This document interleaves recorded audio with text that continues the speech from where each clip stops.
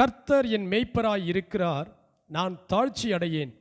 அவர் என்னை புல்லுள்ள இடங்களில் மேய்த்து அமர்ந்த தண்ணீர்கள் அண்டையில் என்னை கொண்டு போய் விடுகிறார்.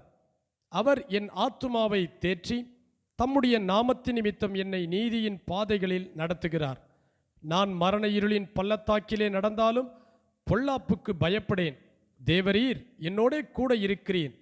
உமது கோலும் உமது தடியும் என்னை தேற்றும். என் சத்துருக்களுக்கு முன்பாக நீர் எனக்கு ஒரு பந்தியை ஆயத்தப்படுத்தி என் தலையை எண்ணெயால் அபிஷேகம் பண்ணுகிறேன். என் பாத்திரம் நிரம்பி வழிகிறது. என் ஜீவனுள்ள நாளெல்லாம் நன்மையும் கிருபையும் என்னை தொடரும். நான் கர்த்தருடைய வீட்டிலே நீடித்த நாட்களாய் நிலைத்திருப்பேன். சங்கீதம் 23 வாசித்தாயிற்று. ஆமேன்.